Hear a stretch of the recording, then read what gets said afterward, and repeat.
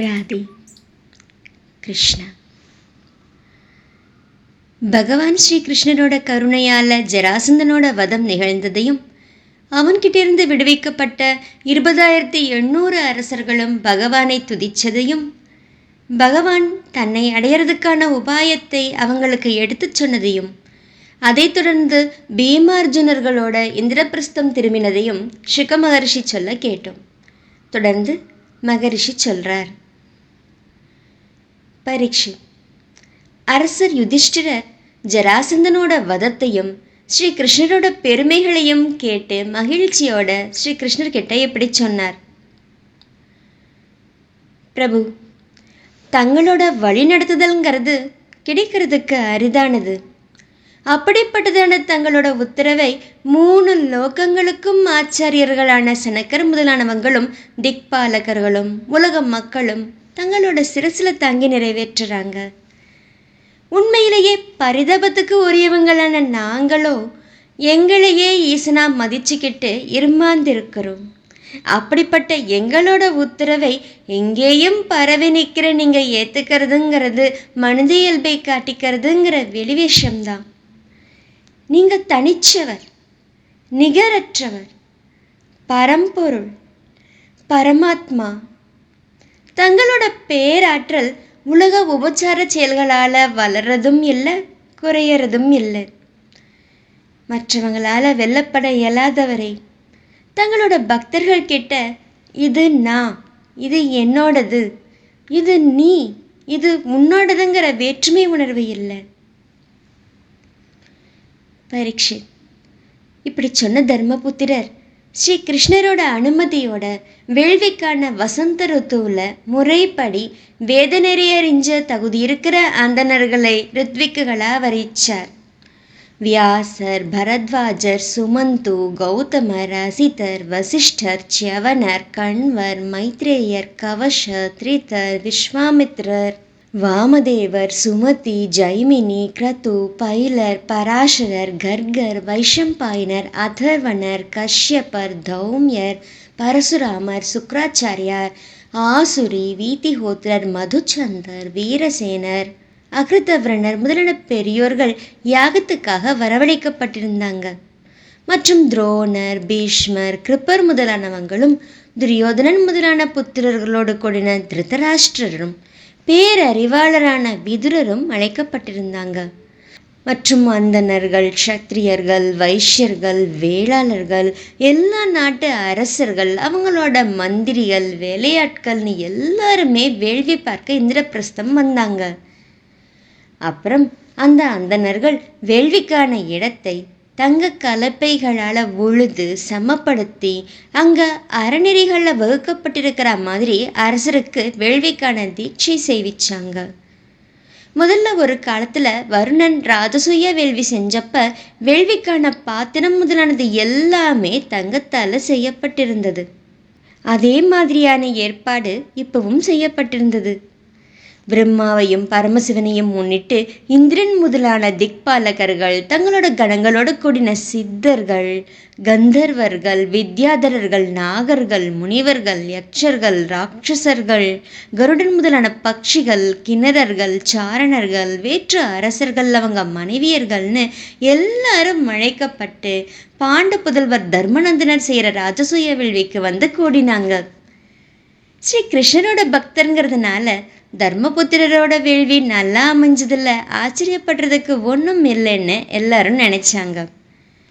தெய்வீக வழிகொண்ட ரித்விக்குகளும் தேவர்களும் வருண பகவானுக்கு செய்விச்ச மாதிரியான ராஜசூய யாகத்தை முறைப்படி செய்து வச்சாங்க. வேள்வியோட சுத்திங்கிற இறுதி நாளில் எல்லாரும் கொண்டாடத்தக்க பெருமை கொண்ட ரித்விக்குகளையும் வேள்வி செய்கிறவங்களையும் சபையில் இருந்த அறிஞர்களையும் ரொம்பவும் கருத்தோட அரசர் தக்கபடி உபசரித்தார். சபையில் இருக்கிற அத்தனை பேருமே முதல் பூஜை ஏற்றுக்கிறதுக்கான தகுதி பெற்றவங்களா விளங்குறதுனால இவங்களில் யார் முதல் பூஜை பெறதுக்கான தகுதி இருக்கிறவர்னு நிச்சயிக்க முடியாமல் அவையோர்கள் கலங்கி நிற்கிறதை பார்த்து சகாதேவன் அவையோர்களை பார்த்து சொன்னார். அவையோர்களே, சாத்வதர்களோட தலைவரான பகவான் ஸ்ரீ கிருஷ்ணரே முதல் பூசணைக்கு ஏற்றவர். அத்தனை தேவர்களோட மொத்த திருவுருவம் இவர். வேள்விக்கான இடம், காலம், செல்வம்னு எல்லாமும் இவரே. உலகமே இவர் வடிவம்தான். வேள்விகளும் வேள்வித்தீயும் அதுல சொரியற ஆகுதிகளும் சொல்ற மந்திரங்களும் அவற்றோட தத்துவ விளக்கமான சாங்கியமும் செயல்முறையான யோகமும் எல்லாம் இவரை அடையிறதுக்கான உபாயங்களே. பெரியோர்களே, இவர் ஒருத்தர் தான் இரண்டற்றவர். உலகமே இவரோட வடிவம்தான். பிறப்பற்றவர், தனக்கு தானே ஆதாரமானவர். தன்னை கொண்டே இந்த உலகத்தை படைக்கிறார், காக்கிறார், அழிக்கிறார். இவரோட வழிகாட்டுதலின் பேர்லையே இந்த உலகத்தவங்க அத்தனை பேரும் பற்பல நற்பணிகளை செஞ்சு அறம், பொருள், இன்பம், வீடுங்கிற பெரிதற்கரிய பெரும் நலத்தை அடையிறாங்க. அதனால எல்லாரையும் விட பெரியவரான ஸ்ரீ கிருஷ்ணருக்கே முதல் மரியாதை செய்யப்படணும். அப்படி செய்யறது தான் அத்தனை உயிரினத்துக்கும் நமக்கும் மரியாதை செஞ்சுதான் ஆகும். தான தர்மங்கள் எல்லையற்ற பலனை தர்றதா அமையணும்னா அத்தனை உயிரினங்களுக்கும் ஆத்மாவா விளங்குறவரும், வேறுபாட்டு உணர்வு அற்றவரும், புலன்களை அடக்கி அமைதியாய் இருக்கிறவரும், எங்கேயும் நிறைஞ்சவருமான ஸ்ரீ கிருஷ்ணருக்கே முதல் மரியாதை தரப்படணும். பரீட்சித், ஸ்ரீ கிருஷ்ணரோட பெருமையை உணர்ந்த சகாதேவன் இப்படி சொல்லிட்டு மௌனமா அமர்ந்தான். அதை கேட்டு சான்றோர்கள் எல்லாருமே நன்று நன்றுன்னு பாராட்டினாங்க. இதை பார்த்த தர்மபுத்திரர் சபையோரோட கருத்தையும் உணர்ந்து மகிழ்ந்து அன்பால நெகிழ்ந்து ரிஷிகேஷனான ஸ்ரீ கிருஷ்ணரை உபசரித்து பூசணை பண்ணினார். ஸ்ரீ கிருஷ்ணரோட திருவடிகளை தூய நீரால சுத்தம் செஞ்சு உலகத்தை துயதாக்குற அந்த தீர்த்தத்தை தன்னோட தலையிலையும் தன் பத்தினி, சகோதரர்கள், மந்திரிகள், குடும்பத்தோர்னு அத்தனை பேரோட தலையிலையும் சந்தோஷத்தோடு தெளிச்சார். மஞ்சள் பட்டாடைகளும் விலையுயர்ந்த ஆபரணங்களும் அணிவிச்சு மகிழ்ச்சியால கண்ணீர் மல்க பகவானை பார்க்க கூட இயலாதவராய் இருந்தார். இதை பார்த்த மக்கள் எல்லாருமே கை கூப்பி வணங்கி ஜெய ஜெயன்னு கோஷனை செஞ்சு பூமாறி பெய்தாங்க. ஸ்ரீ கிருஷ்ணரோட குணச்சிறப்புகளை அவையோர் புகழ்ந்ததை கேட்டு கோபம் அடைஞ்ச தமகோஷனோட மகனான சிசுபாலன் தன்னோட இருக்கையில இருந்து எழுந்து அகங்காரத்தோட 2 கைகளையும் உயர்த்தி பகவானுக்கு கேட்கிற மாதிரி பயம் இல்லாம சபையில கொடுஞ்சொற்களை சொல்லலானா. காலம் பெரும் வலிமை பொருந்தினதுதான். யாராலையும் மீற முடியாததுன்னு வேதம் சொல்றதே அதெல்லாம் முற்றிலும் உண்மைதான். முதியவர்களோட அறிவு கூட சிறு பிள்ளையோட பேச்சால தடுமாறுதே. சபையோர்களே, நீங்க எல்லாருமே முதல் மரியாதை பெற தகுந்தவர் யாருன்னு தேர்வு செய்யறதுல சிறந்தவங்க. அதனால கிருஷ்ணன் தான் முதல் மரியாதைக்கு உரியவன்கிற இந்த சிறுவனோட பேச்சை ஏத்துக்காதீங்க. தவமும் சிறந்த கல்வியும் விரதமும் மேற்கொண்டு தன்னோட நுண்ணறிவால பாவங்களே அகற்றின பிரம்மஜானிகள் இருக்காங்க. திக்பாலகர்களால் மதிக்கப்பட்ட சிறந்த ரிஷிகள் இருக்காங்க.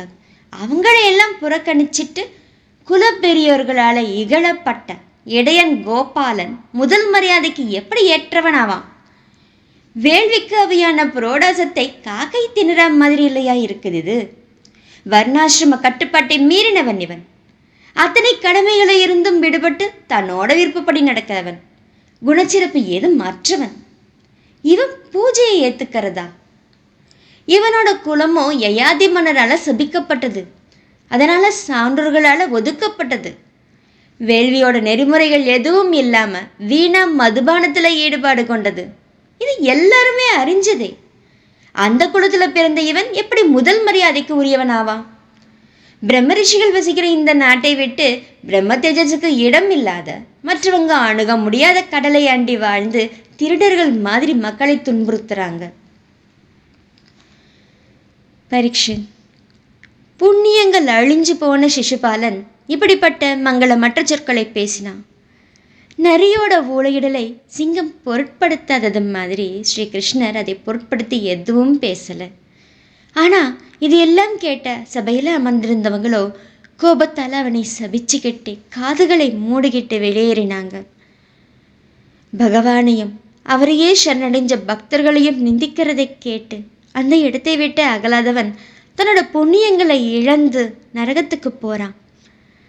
அப்போ பாண்டவர்களும் மத்ஸ்ய கேகய ஸ்ருஞ்சய தேசத்து மன்னர்களும் சிசுபாலனை கொல்றதுக்காக ஆயுதமேந்தி எழுந்தாங்க. பரீட்சித் அப்ப சிசுபாலனும் கொஞ்சமும் பதட்டப்படாம அவங்களை அதட்டி வாளையும் கிழத்தியும் கைகளில் ஏந்தி நின்னான். அதுக்குள்ள ஸ்ரீ கிருஷ்ணர் சினம் கொண்டு எழுந்து தன்னவர்களை தடுத்து நிறுத்தி எதிர்த்து வந்த சிசுபாலனோட தலையை சக்கராயுதத்தால் அறுத்து தள்ளினார். உடனே பெரும் பதட்டமும் பேரிரைச்சலும் உண்டாச்சு. சிசுபாலனுக்கு துணையா வந்த அரசர்கள்லாம் உயிருக்கு ஆசைப்பட்டு ஓடி ஒளிஞ்சாங்க.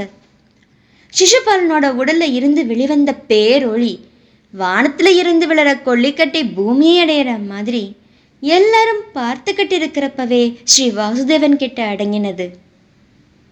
3 பிறவிகள்லையும் இடைவிடாம பகைமை பாராட்டினதால மனசளவுல பகவானையே நினைச்சிட்டு வந்த சிசுபாலன் பகவானோட ஸ்வரூப நிலையை அடைஞ்சான். ஆழ்ந்த எண்ணம் தான் பிறப்புக்கு காரணமாகுது.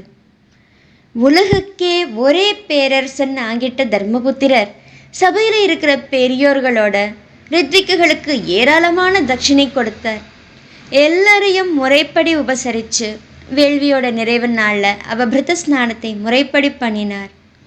அப்புறம் மகா யோகிகளுக்கும் ஈசனான ஸ்ரீ கிருஷ்ணர் நண்பர்களோட வேண்டுகோளை ஏற்றுக்கேட்டு சில மாதங்கள் அங்கே தங்கியிருந்தார். அதுக்கப்புறம் சர்வேஸ்வரனான ஸ்ரீ கிருஷ்ணர் தான் துவாரகைக்கு திரும்புறதை விரும்பலைனாலும் கூட தர்மர்கிட்ட விடை பெற்று கேட்டு மனைவிகளும் மந்திரிகளும் தொடர தன்னோட நகரத்துக்கு திரும்பினார். வைகுண்டவாசிகளான ஜெயனும் விஜயனும் ஆந்தனர்களான சனகாதியர்களோட சாபத்தினால திரும்ப திரும்ப பிறக்க நேர்ந்த வரலாறை பற்றி விரிவாக நான் உனக்கு சொன்னேன். ராஜசூய யாகத்தோட இறுதியில் அவபிருத ஸ்நானம் பண்ணின தர்மபுத்திரர் ஆந்தனர்களும் க்ஷத்ரியர்களும் நிரம்பின சபையில் தேவேந்திரன் மாதிரி விளங்கினார். தேவர்கள் மனிதர்கள் விண்ணில போகிற சித்தர்கள்னு எல்லாருமே அரசரான தர்மரால பூஜிக்கப்பட்டு மகிழ்ந்து ஸ்ரீ கிருஷ்ணரையும் வேள்வியையும் புகழ்ந்துகிட்டே அவங்கவங்க இருப்பிடத்துக்கு போனாங்க.